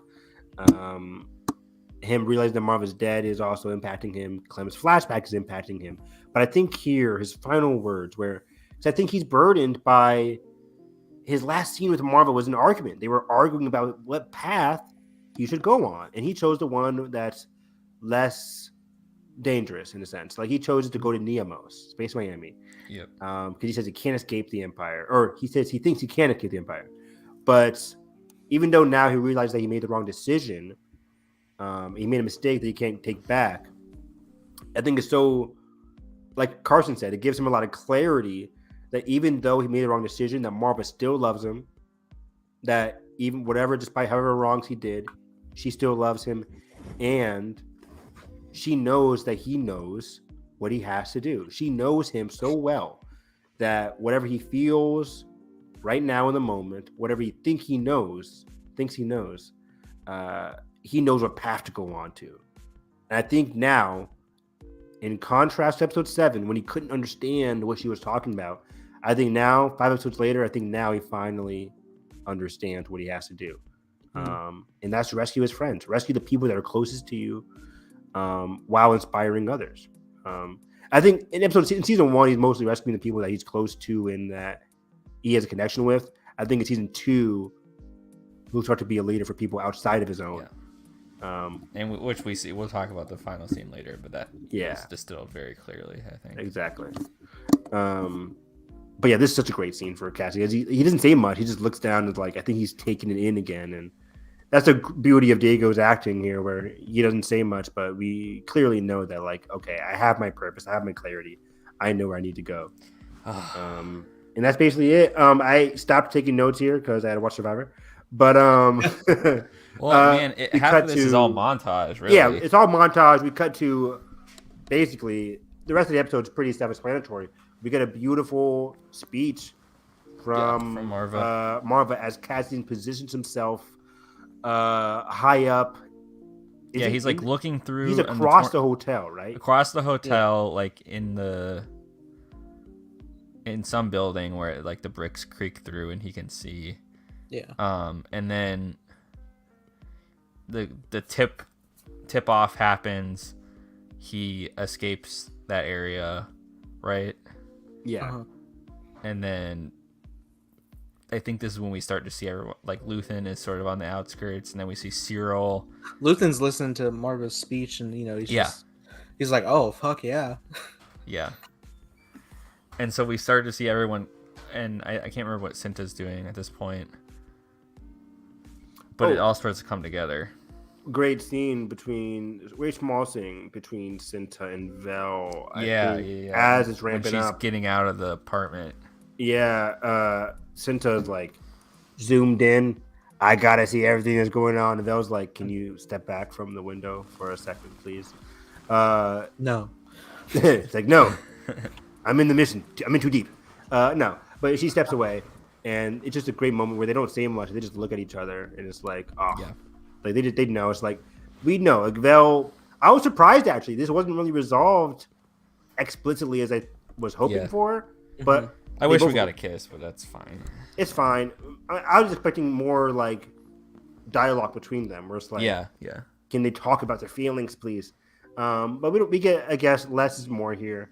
They're both alive, so we'll get more Vel and Cinta into season 2. Yeah. Hopefully they survive. But yeah, we know Vel is pushing back against Luthen, pushing back against the mission. Mm-hmm. I skipped over a scene where Luthen talks to Vel as well as hey, where's Cassian? Is he here? And Vel's yeah, he's coming. And Luthen's good. And Vel's also there's gonna be some chaos happening. He's good. But I also want to talk about Luthen because he doesn't get involved in this riot. He actually steps away. Mm-hmm. I'll talk about that later on. He goes home. He goes home. Yeah. I think it's very interesting about Luthen's character, but I'll save that for later. But he's got safe face.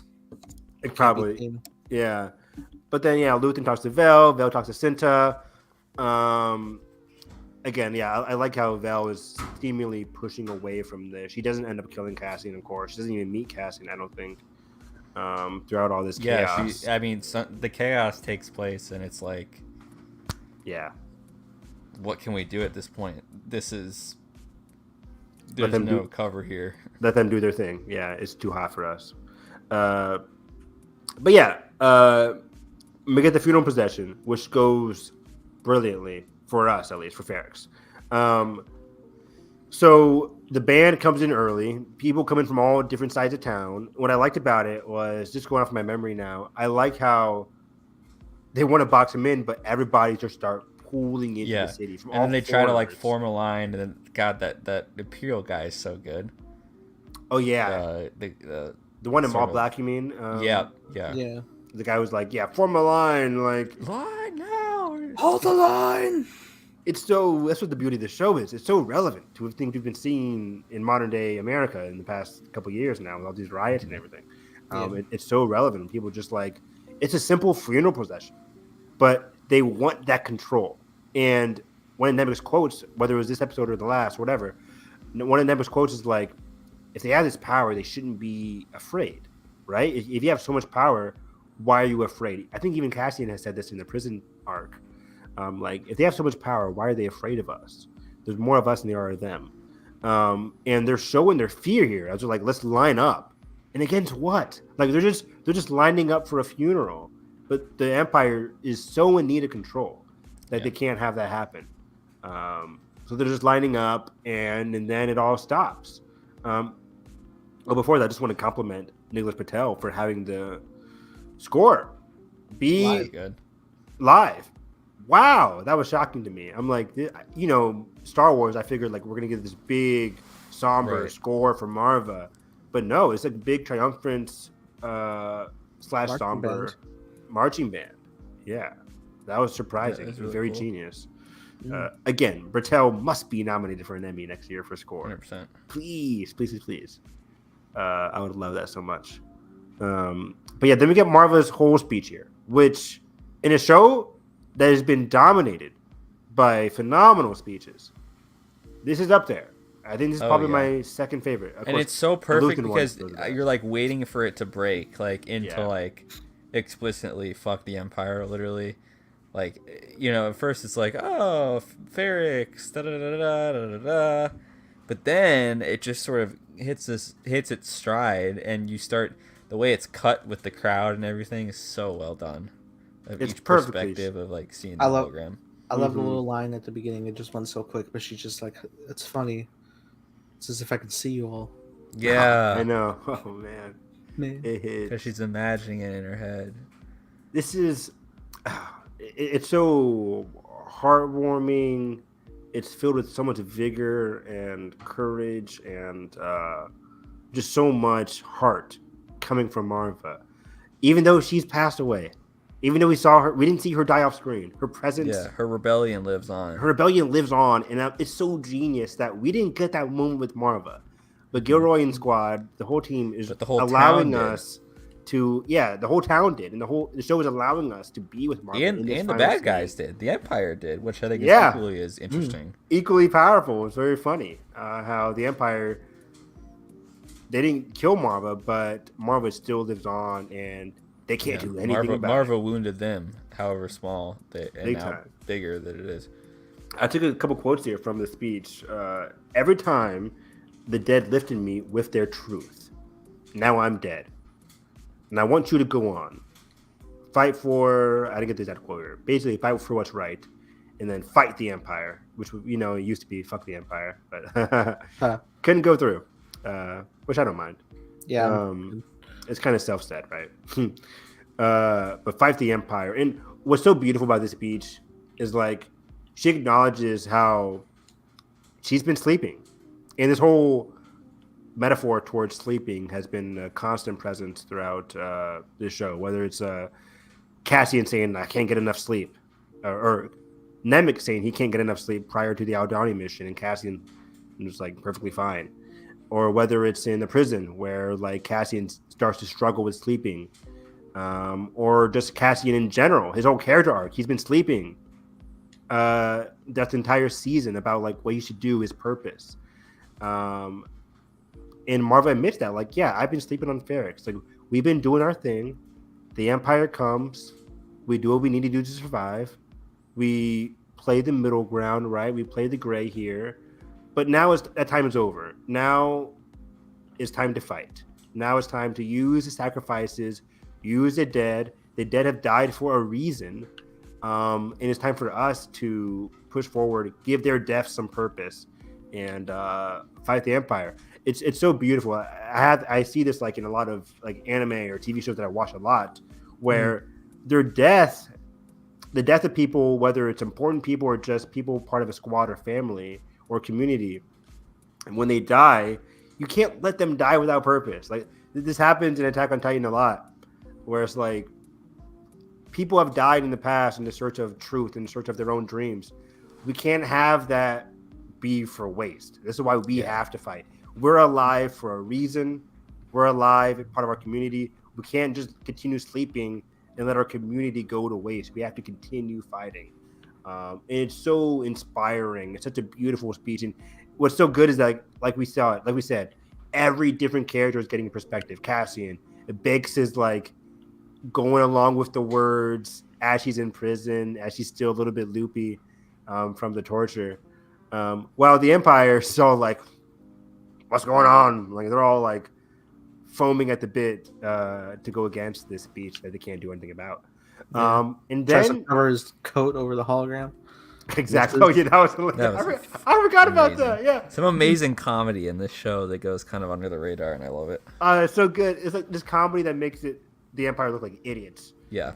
Which is the best comedy. I've seen a resounding amount of response at the exact point where, as soon as that Imperial like throws B2, like I'm about to say that. Yeah. everyone's like, "Kill him!" It's a wrap. That's too far. That's the spark. That's the spark. He kicks B2 and all hell breaks loose. You kicked John Wick's dog, you idiot. Yeah, literally. Idiot. Yeah. And then he gets smacked in the face with This is Marvel's brutal, man. Rick. Whoa. That's crazy. That's amazing. That's just symbolism, blatant symbolism out the ass, but I love it. Hardest motherfucker on Ferrix. Hell yeah. Brazo was on fire this episode. Brazo was Woo! kicking ass this whole fight. MVP. It's so great, just like seeing his characteristic from episode 1, just being Right? kind of like Yeah. quiet worker to Quiet worker, worker, friend yeah. of Cassian. boom. Yeah. And yeah, all hell breaks loose. It's kind of hard to describe every single scene and bit here, but yeah. As all the chaos is happening, Cassian is he's getting spotted by the ISB. He's changing positions. There's a bomb. There's a bomb that goes, There's oh yeah, duh. That Hawk's Which blows bomb. up the tank? Or it blows up the tank, what knocks it over that was carrying charges, and then sets all them off. Everybody gets flung back. That just kind of like stalled the battle at that point. The smoke. Yeah, because I love the smoke goes up and then... Oh, also, just- like, we didn't mention yeah. it, but Zero was also in town, by the way. Yes. Zero and his buddy. Oh god, this is so funny. Dedra's Also getting. in Is it Dedra? Dedra Dedra. comes out in the middle of it, and then she kind of getting gets jumped. kicked to the ground. This was gnarly. I Oh, thought Dedra was a goner. I Mhm. legit thought Dedra was a goner. I was like, she gets beat up, like, on the ground. She gets dragged a little bit. It's so I'm like, funny. oh, the first shit. few episodes, I'm like, yeah, move up in the workplace, Let's and go, then Dedra, I'm here like, yeah. this is fine. You can Yeah. go. This is fine. I didn't feel bad for Dedra, but I'm just like, oh, damn, this is a horrible way to go to get mauled by the people at Ferrix. Yeah, but she sent Bix to fucking the Yeah. scrambler. She's the reason why Bix is in this position in the first place. You have the fucking jangler with ET. This is the scrambler. This is the scrambler. But yeah, so I mentioned Zero because Zero ends up being the one to drag Dedra out of this. You're gonna tell me this was gonna be the hottest romance moment, What was this scene, dog? motherfucker! No! I was like on edge because I was like, Are they gonna kiss right now? Yeah. but at the same time, I'm like, it makes sense, but also you are psycho fucks, man. I love it. I love It it. was crazy. It was The so tension- close. I was like, The sexual tension. They're breathing in each other's breaths, basically. Yeah, They're that literally. close. And he's like, The I way can't she see says- you. You. Like. fucking. He's like, me. Me. Yay, hey, girl. I came to see you. Suppose I should thank you. You don't have to. You don't Fuck! have to. This dialogue's too good for you. What is this? Like, this a rom-com? What's happening? Dude, I love it. I love it. This is a Hallmark rom-com? Dude, he's 100% joining the Pretty squad next season. Oh, totally. He's Zero gonna has be to. he's gonna be like the bitch boy that was promoted out of nowhere, A bit. and it's gonna be hilarious. It was crazy. Man. 'Cause it just lasted for a lot longer than I expected. Oh, I know. It holds It on just- that. it just the, holds. the I'm just shot like- where it's both their heads like this, and I'm like, We're like, this is awkward, beautiful empire romance is what I need. I need a book. I need a trilogy about these two. I need everything. I'll read the fuck out of it. the Evan, fact that's that their just- last interaction was on the street, like of him stalking her. Yeah, it wasn't Just good. It was very insane. creepy. It's a It was creepy insanely relationship. creepy, and this is honestly even more creepy. Oh, definitely. Like he saves her, and of course, from his perspective, he's like, "Oh, everything's fine. I just saved you." And from Dedra's just like, "This creepy dude just saved me. How did you I don't- find me? I don't know how. Yeah, how did you find me? How did you get here? Why are you here?" And thank Because you. yeah, he could like just blackmail her. He could like Yeah, you could just send. which is so That's the last we see curious. of them, right? This is the last we see of them, so I'll talk about them right now. Going forward, it's like we know season 2 is going to have a lot of time jumps. It's going to be House of the Dragon out the ass, as like Well, not they have, too they have to far. cover 5 years. Oh, yeah, House of the Dragon was like 20 years. So we're only But- getting one more season of Andor. We're only getting one more, unfortunately. It's supposed to be 5, then it was 3, then it was 2. Jesus Christ. It sucks. But I think with I 5 think, it's seasons, I think it's perfectly paced right now. yeah, So. with 5 seasons, I think they're probably thinking like 6 episodes. But now since they did 12 episodes a season, I'm Yeah. like, okay, 24 is So perfectly it's fine. really like 4 seasons. It's like having 5 seasons of Obi-Wan, basically, right? Oh my Or- god. yeah. We're getting 24 episodes? 24 episodes. 24 yeah. episodes. Who said this?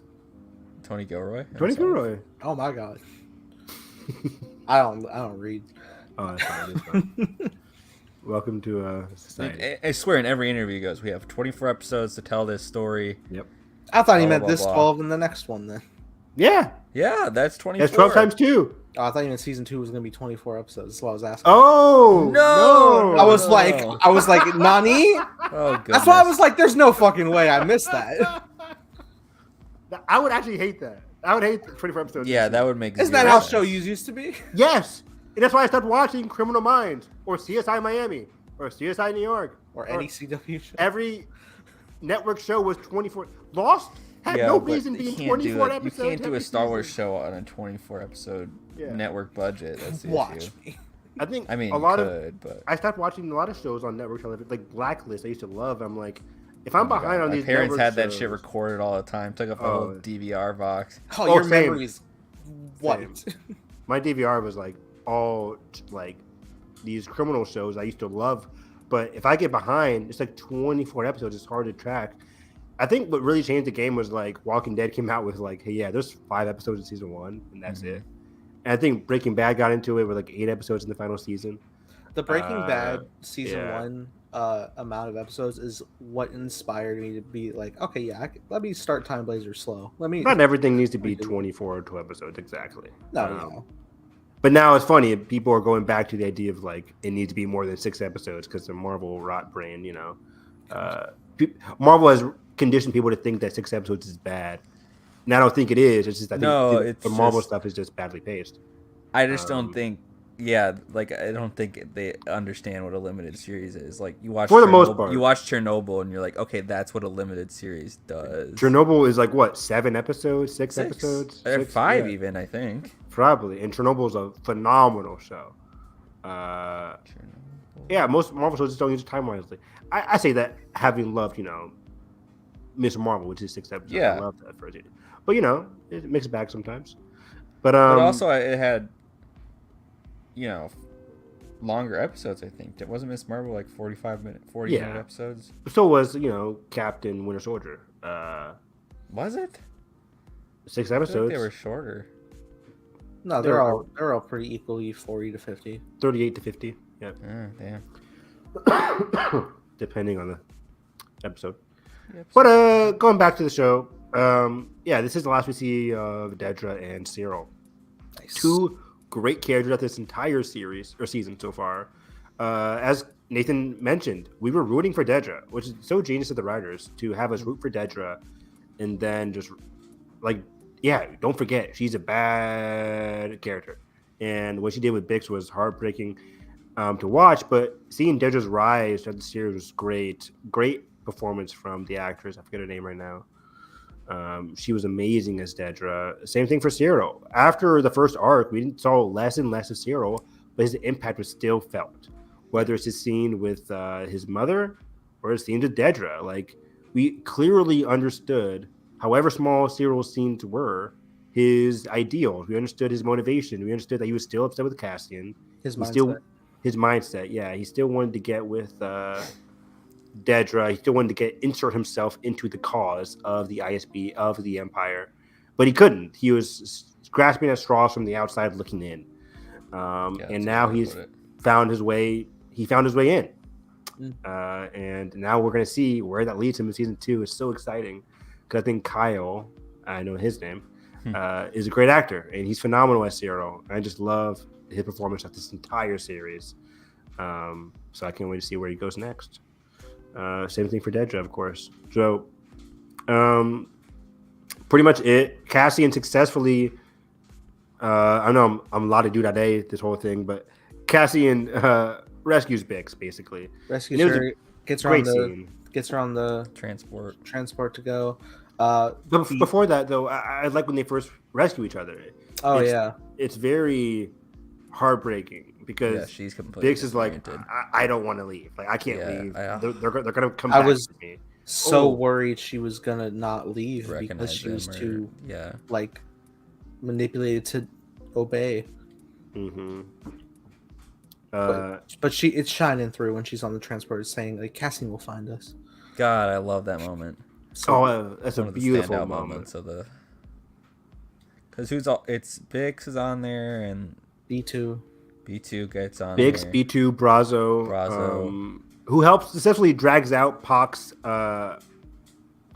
son. Yes, and drags him out, puts him on there. Oh, we didn't mention it, but one of the most wild moments in the entire finale, after the explosion from the bomb and Nurchi, the black guy, dead because you can't play the middle. You get screwed over if you try to play the middle. That DJ life, it's not going to work out for you.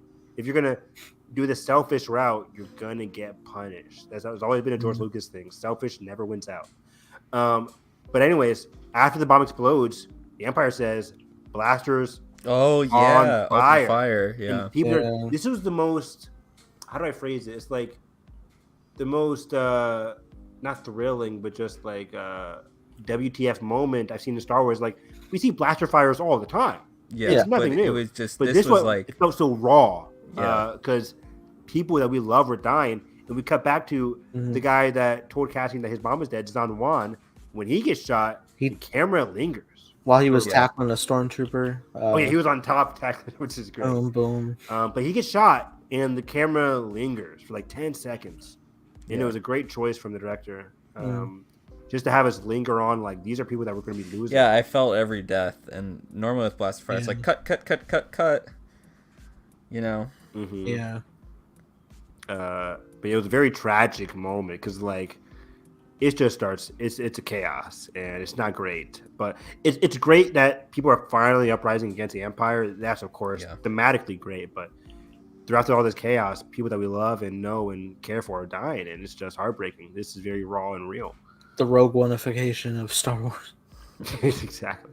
The Guroification.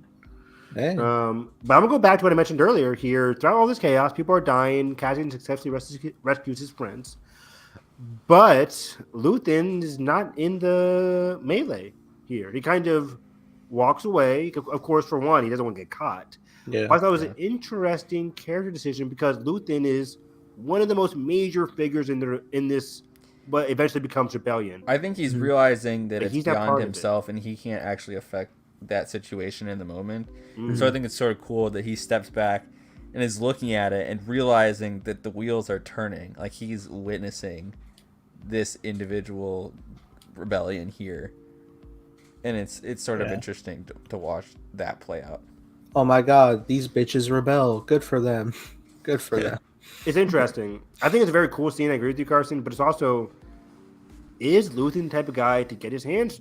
I mean, yes, he gets his hands dirty a lot. But what I'm saying is, like, is he a Julius Caesar type? Is he the type to stand in front instead of behind?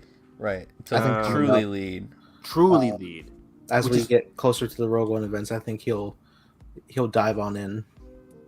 Ooh. Yeah. I think he has to inspire Cassian in his final moments.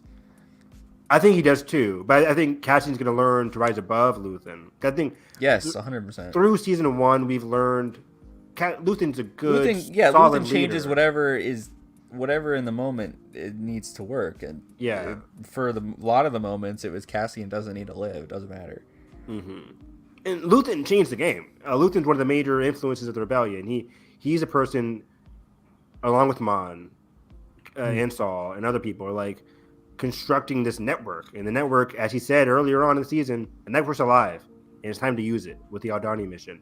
Mhm. But yeah, I think he is so used to, whether it's betraying or playing the spy game, playing that game that the Empire is playing. Yeah, He's never out front. He's not like the Cassian that we see in Rogue One, where he's on the mission. He's on the beach planet, at the end of Rogue One. Miami. No, Scarif. There we go. So he's on. Luthen right now isn't the type of character to go to Scarif, and I don't know if Luthen, because he's an older figure type of character, is it too late for him to change? Is he going to rub off negatively on Cassian? I don't think so. Obviously there'll not. be some tension, but I'm very curious to see how their tension as Cassian grows to become a revolutionary leader. How is he going to be affected by Luthen now that he's all in? Yeah. It all came to mind as I saw Luthen, that beautiful shot of him overlooking the rebellion. Very interesting. It's very cool and very interesting. This is the last we saw of Luthen, by the way. So yeah, overall, Luthen's been a very great character. We see him. Oh, duh! On the final shot. Final shot. Sorry, guys. Yeah, you're right. I always think of that as a big casting. You parked in the same spot, bozo. Is there anything else to mention before we get to that final scene? I think it just goes to that. Yeah, Cassian will find us. Cassian will find us. Yeah, we mentioned that. Great line.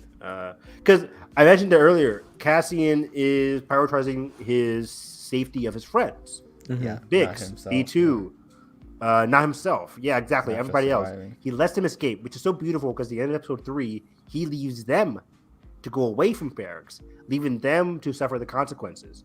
But now he has come back, and he is able to sacrifice himself, basically, in the hope that his friends live to fight another day. It's a very big character change from Cassian, and a beautiful realization of what was always there for Cassian. Yeah, he will find us, and I cannot wait to see more of Brazo. Of course, I can't wait to see more of Bix in season 2. People are, there's a very tragic theory online how people say like the end of the series could be Bix post Rogue One, remembering Cassian. I'll take the spin-off. Give it. I would love that. Of course, yeah, people also want the spin-off too. I would love that if there's something like post Rogue One content with the people of Ferrix. Give me some congruent original trilogy that's not right before. Yeah. But yeah, man. But then we get this final scene. This is what this whole season has been leading up to. This final scene here. We see Luthen make his way onto the ship. He's out of there. I love the computer's like, yeah. Nani? Luthen's like, somebody's been sitting in my ship. God damn it. It's Andor. This blaster's too big. This blaster's too small. This brick is just right. Bonk. I used to love that story growing up. I don't know why. That story just hit me. That's a classic. It's a classic for a reason. Green eggs and ham. Beautiful. Green eggs and not that. Green eggs and brick. I wish I had the quote here from Andor and Luthen, but we basically know it. What game is this? No game. No game. No game. The blaster's on the table. Whew. And what is it? He says, "Take me in, kill me, or take me in." And Luthen just like that beautiful Luthen smirk. Yes. He's like, oh, he's. Oh, okay. He's a good one. He's a good one. He just like me. Basically, what I thought Luthen believed in him before the Aldhani mission for real is now for real. Which is so brilliant because we sort of buy into it that Luthen like actually like cares about him, but then we realize, oh, he's just plugging in this mission. Like he has to do what he has to do, and then Cassian, they get separated obviously after Aldhani. They don't reunite, and then we see both their struggles, and now to bring them back together for the final scene. Mm-hmm. So well done. Don't you want to fight these bastards for real? Yes, I do. Yeah, now Yes, we I believe do. it. Now he believes it. Now he's ready. Now he's there. Whew. Man, and that's Andor season 1. What a little post-credit stinger of the Death Star. Oh yeah, I wonder what that's gonna be. Confirmed that Confirmed he the built the thing. We that knew kills it. him. Everyone knew it, but Yeah. Oh, screws. No, it's a. Yeah. It was a really powerful image. Is it currently hiding over Scarif? Maybe, I don't know. No. No. In Rogue One, they move it to Scarif. Like, remember, it's over the planet that blows up Saw first, and then it moves to Scarif. Yeah, but they take it there. Yeah. But I mean, Where like, would- where, no, I'm there's a wondering where the Death planet- Star is right now as they're constructing it. yeah, there's a specific Oh. planet where it's built above. I can't. It was remember above what it's called. Geonosis. In Catalyst, Yeah, it was built above Geonosis. Geonosis, but that planet was not Geonosis because that was too green of a planet. Did we get that kind of crystal yet? Did So I don't know what planet that was actually. Stalin Coast? Well, maybe this was. I mean, we just saw. Did we see the whole thing, or was it just the part? It wasn't Geonosis. Geonosis is No, yeah. red and brown as hell, Dusty as fuck. dusty as fuck. He just like me. By the way, please read Catalyst. It's a great book if you love this show. First novel I bought at Celebration, Oh, nice. Sweet. and the last. No. I'll My go- first, I'll- my first canon Star Wars novel was the very beginning, the Tarkin novel, where it all started. point of view, baby. Yeah. Never finished that book. What a great, fantastic series! One of the best series. It's easily the best series of Disney Plus has ever done. 100%. Not even Never mind close. Star Wars. Never mind Star Wars. Yeah, this is the best live-action Star Wars show. I mean, of course, I'm always nostalgic toward Rebels. Rebels is probably the only competition for me with Andor. Rebels and Clone Wars season 7 and Clone Wars in general. Clone Wars is so vast, 7 seasons. Yeah, it's just so different. It's so hard to compare. I hate comparing. Just it. like having season 7 is unfair comparison because of all of Exactly. its predecessor. Yeah. But this is just a huge accomplishment for Star Wars. Tony Gilroy coming in here and just taking what we love and know about Star Wars, but we're just putting it in a more human level than we've ever seen before. Yeah. The dialogue has just been more human, more natural. I think it's played to the strengths of hmm sort of the hope and everything about Star Wars and the themes, but also sort of putting that through the ringer. And testing Yeah. those things. This show is notoriously known as the dark and gritty Star Wars, but it's one of the most hopeful series Yeah. that we've ever had. And Especially it's this finale. full of hopeful characters and hopeful people. So Yeah. I think that's what. It's a kind of like the stigmatism against Empire, the darkest sequel. And Right, Empire is right, hilarious like, as oh, hell. like But that's good. It's like, wait a second. more challenges. Like, oh, Yeah. Man, it's hard to summarize everything, but yeah, I love how they handled just the lore of Star Wars. I love how they handled, like, you know, they're not bashing you over the head with the Easter eggs and connections. everything just feels alive, man. Everything is just every city, every location, every bit of character change and conflict just feels so real. It is funny going in because the show is just so sophisticated in how it's handled in terms of plugging into the greater franchise that when I heard that there was going to be a post-credit scene, it was like, well, who's it going to be? And it's not Yeah. anybody. It's just No, the Death Star and construction. I'm like, you're right. That's enough. That's good. That's perfect. that's well done.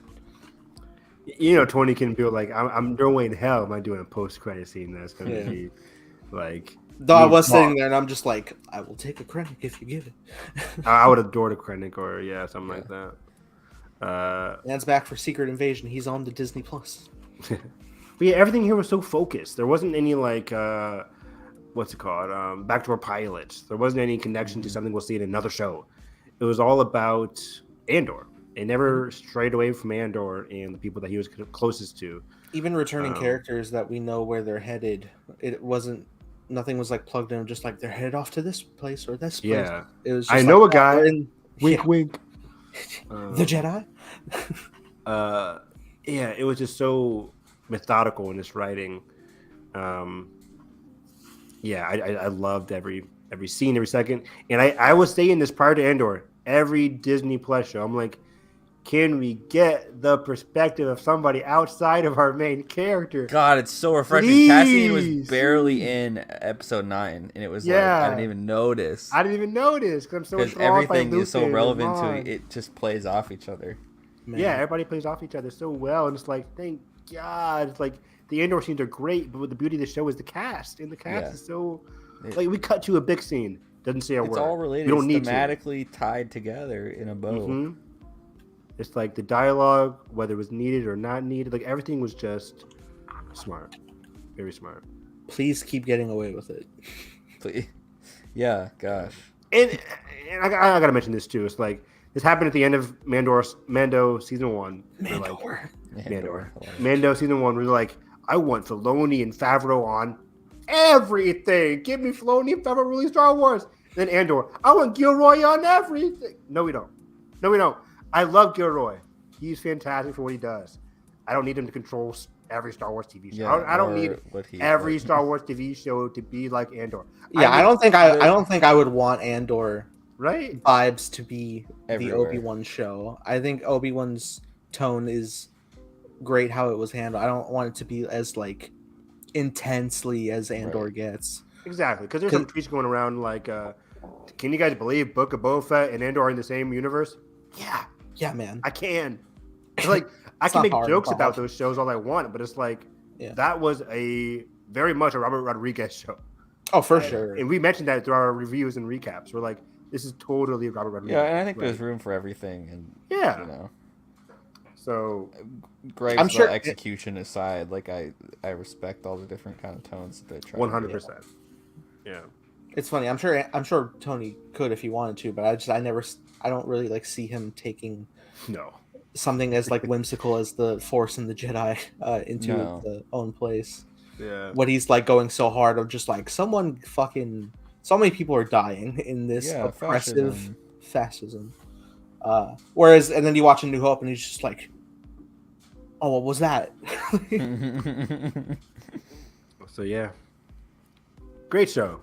Fantastic show. Wonderful. 79 Hyperspace Hype, closing out a year of Star Wars shows. We finished Book of Boba Fett this year. We finished Kenobi this year. We finished Tales of the Jedi this year. We finished Andor this year. And we're in for a lot next year as well in the very first month with Bad Batch, into Mando, into Ahsoka, into Skeleton Crew, into Vision Season 2, into the dark, into the unknown. Am I allowed to say that? Sorry, copyright. High Republic. I mean, like, am I allowed to make a High Republic? No, you're not. All right. Well, then I guess into the dark. I get it. Yeah. Well, that said, where can they find you? Find me into the dark. No. Find me. Oh, I didn't. Oh man, I wish we had more time. But yeah, I finished reading Quest for the Hidden City by George Mann, his first book in the High Republic Phase 2, or his first book in the High Republic in general, the second book in Phase 2. I loved this book. It's filled with a lot of horror, adventure, one of the most terrifying Star Wars High Republic books, just in terms of like its imagery and its plot. I love that book so much. I am halfway through Star Wars Convergence. I am making my way through Convergence, came out last week. Pacing is a little bit here and there in general, but I'm liking the characters. I'm liking the politics in High Republic Phase 2 so far. So if you're not reading it, like Carson isn't, I'd recommend you read it. Carson, your rebuttal. My rebuttal is not available. Not available. Because I don't have the book. Well. Also, Daniel Jose Older's High Republic Adventures comic came out today. Going to be all about Sav. I forget the last name, but you know the pirate. It's the two. It's a pirate turned Jedi character who was introduced in High Republic Adventures Phase 1, but this, of course, is Phase 2, 150 years before Phase 1. What else? Besides that, watching a lot of anime. Chainsaw Man yesterday. Oh my god. Broke me. Like there's been a couple episodes this year of anime where I've been tearing up, whether it's Attack on Titan, whatever. This show broke me at the end of the episode. Out of nowhere. It was one of the most well-directed episodes of anime I'm I've like, seen all why year. are we like? We're just chilling at the apartment. All these We're just nice, like warm chilling. scenes. Yeah, and then chaos. The beauty of Chainsaw Man is how it blends its chaos and bloody with action, surprise slice deaths of life stuff. with slice of life. And the direction for this show has just been incredible. The directors of the anime have talked about having those mundane moments more and more, just like the manga. Holy shit! I just forgot about the train scene that happened in the episode too. I totally forgot about Train that. scene is also, yeah. But in general, I love Chainsaw Man. I love all this anime this year. About to watch some more after this show. But yeah, watch some anime, guys. Watch Star Wars. Watch Survivor. Watch Amazing Race. Watch it all with me. That's what you can find on my Twitter. Harris EV9. That was the best PSA for Fallen Evan I've ever heard. Let's go. Carson. Yeah, follow me for all those things, but I just don't tweet about them. So But you'll log them on Letterboxd every I time. log them every time. And again and But again. no. Like, yeah, fall anime season has been great. Chainsaw Man and My Hero. My Hero is getting really good. Oh yeah. I'm very scared for this weekend. What that's gonna be. And yeah, it's just been. I need to start reading stuff. The High Republic, and I will. Probably over my winter break. Hey, you're still in school, right? This quarter. I'm on my break from school right now, but I sort of get like a 2-week break from work because of the break in the semester. So, anyways, yeah, that will be good, and just kind of grinding out some stuff until Christmas. Getting Christmas presents for people. Oh, I hate this season. It's so expensive. Doing all that, but you know, we're vibing. We're podcasting. We're watching Paranormal Activity 2. Oh, Next week, maybe. Oh, yeah. Next Tuesday. So, yeah, catch us on Tuesday doing that, and then probably later this week we're going to be reviewing Glass Onion and talking other movie news stuff on My Cup of Tea. Nice. Well, you heard it all before. Please follow this account on Twitter because I am devoting myself to the this studio's show. right there. The studio. It is. I am the studio. I am the Feige, and I am the tired VFX artist. I am all. But yeah, also, you know, as my most recency bias of art affects my creative process, see how this new accompanying characters coming in reflect the themes of Andor. Because honestly, I like you're missing Glass Onion. Like Benoit Blanc's and Timeless. big old Ferrix inspiration in a way. Awesome. I mean, you know, Ferrix is not the first time we've seen an oppressed location in Star Wars, but you know, it's out there, man, and we gotta combat it. I literally have a character named the Emperor. It's like it's not subtle, but it's good shit, man. I'm excited to debut. Trailer to come sometime. I'm busy moving, so you know, we're gonna get there. But yeah, with that being said, if you enjoyed our podcast, make sure you hit the like button, subscribe if not already, ring that bell, especially for Evan, and especially Ring the bell. there you go. I don't know. I started going again. I was like, you were out of words, idiot. So yeah, with that being said, I hope you have a great day. May the force be with you always. Peace out.